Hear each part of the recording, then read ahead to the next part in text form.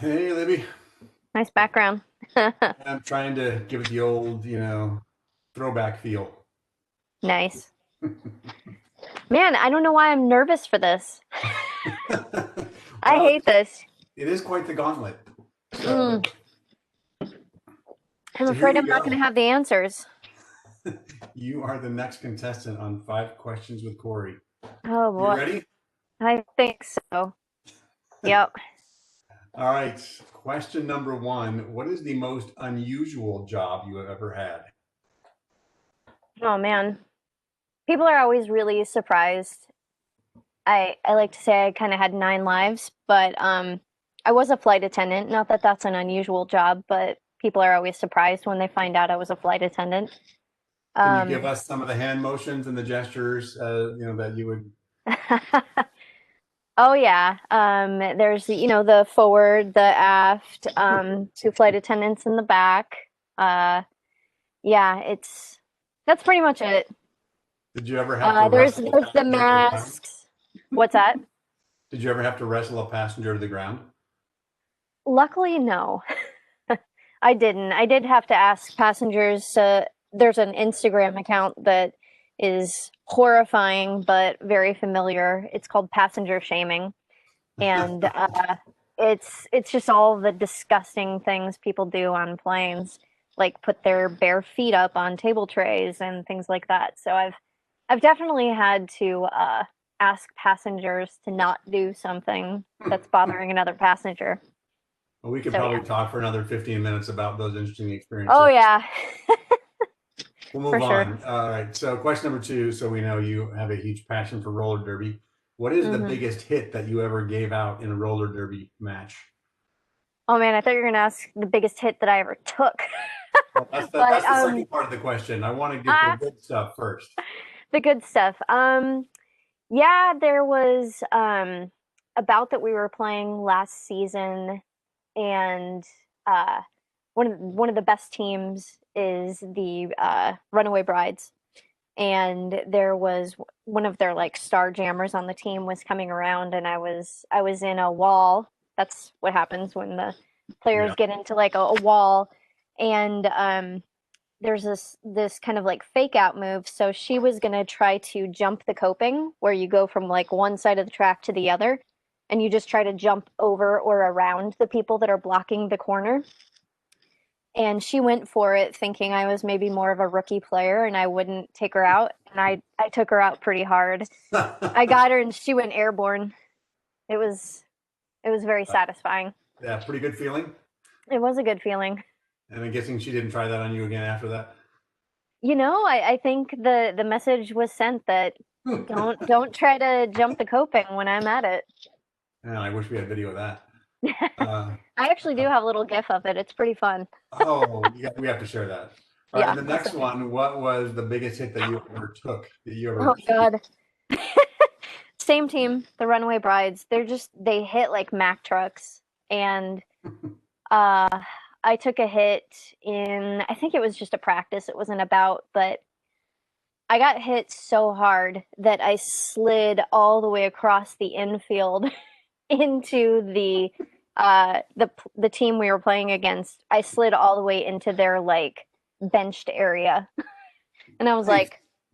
like, Welcome to the league. Yeah. yeah, that was actually that was a game that Chris came and watched. Oh, She nice. showed up and I was like, why this one? But Well, yeah, at least you had a good I'm sure by the end of the bout she was feeling pretty bad for us. time. Well, it's good to have friends there to pick you up, literally and Absolutely. figuratively. Absolutely. So, question number three: when you were growing up in Nebraska, what did you want to be? Oh man, what did I want to be? I had no idea, which is why I was a communications major. No, honestly, when I was living in Nebraska, my first major was dance.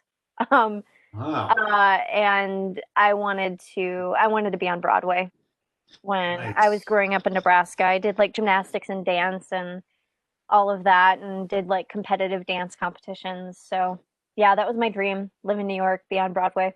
Well, Nebraska is the hub of high school Broadway training in summers. My daughter went to their like Oh, summer she spent out there. yeah, So maybe that wasn't so crazy having that as a dream in Nebraska. maybe not. It used to be Oklahoma when I was there. So, Yeah.